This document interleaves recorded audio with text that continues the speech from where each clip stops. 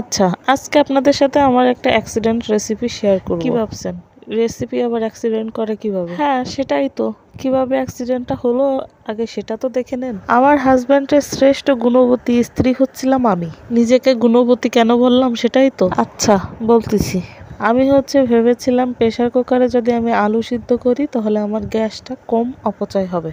সেক্ষেত্রে অল্প জ্বালে এবং অল্প সময়ের মধ্যে আলুটা সিদ্ধ হয়ে যাবে। ব্যাস, যে কথা সেই কাজ। প্রেসার কুকারে আলু সিদ্ধ দেওয়ার পরে আমার সবগুলো আলু এতটা সিদ্ধ হয়েছে যে পুরো লেটকাই গেছে। এই অবস্থাতে আলুর কোনো মান গুণ কোনো কিছুই খুঁজে পাচ্ছিলাম না। তাই কি করা, চিন্তা করলাম দেখি কোনো রেসিপি তৈরি করা যায় কিনা। তাই একটু আলুকে শক্ত করার জন্য দিয়েছিলাম হাফ চামচের মতো ময়দা, তারপরে দিয়েছি মরিচ কুচি, সাথে 3-4টা পেঁয়াজ কুচিও দিয়ে দিয়েছি। ভাই, আমি জানি না এটা কি রেসিপি হতে যাচ্ছে। তারপরে স্বাদ মতো দিলাম লবণ, মিক্স মশলা দিয়েছিলাম হাফ চামচের মতো যাতে একটু ফ্লেভারটা আসে, এই কারণে সামান্য পরিমাণে একটু হলুদ দিয়েছিলাম। আলুর কালারটাও কিন্তু কুসুম কালার, এই কারণে পরিমাণে একটু কম দিয়েছি। তারপরে একটা ডিম ফেটে নিব। তার জন্য আমি একটা দেশি মুরগির ছোট সাইজের একটা ডিম ভেঙে নিলাম।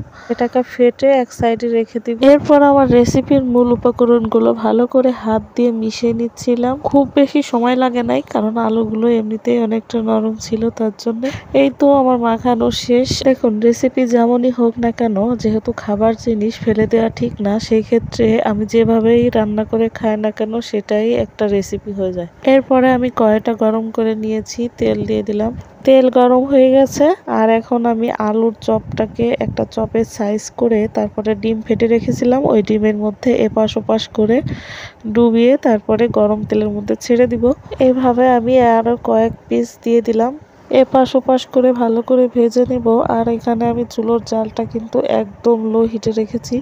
আর তেলের মধ্যে এরকম বুগলা ধরার কারণ হচ্ছে আমি যেহেতু এটা ডিম দিয়েছি উপরে, এই কারণে। অ্যাক্সিডেন্টলি ভাবে রেসিপিটা তৈরি করলেও খেতে কিন্তু অনেক মজার ছিল। এটার নাম আপনারা মিষ্টি আলুর চপ দিতে পারেন, আমি তো মিষ্টি আলুর চপই বলেছি। এটা খাওয়ার পরে আমি তো নিজেই হারিয়ে গিয়েছিলাম অন্য জগতে, কারণ আমি বুঝতেই পারছিলাম না যে আসলে আমি কি বানাইলাম আর কি হলো। এতটা টেস্টি ছিল বলে বোঝানো যাবে না। আপনারা অবশ্যই বাসায় একবার ট্রাই করে দেখবেন। আমার রেসিপিটা যদি ভালো লাগে অবশ্যই টাইমলাইনে রেখে দিবেন এবং পরবর্তীতে এইভাবে একটু ফলো করে রেসিপিটা তৈরি করলে হবে। আমার কাছে খুব ভালো লেগেছে এবং বাচ্চারা এই খাবারটা কিন্তু বেশি পছন্দ করে। বিশেষ করে আমার মেয়ে তো মিষ্টি আলুটা বেশি পছন্দ করে।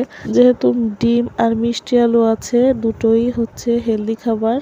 এটা কোনো প্রকারে স্বাস্থ্যের উপর কোনো খারাপ প্রভাব পড়বে না। কালারটা কত সুন্দর এসেছে একবার দেখুন। আমার তো এখনই আবার খেতে মন চাইছে।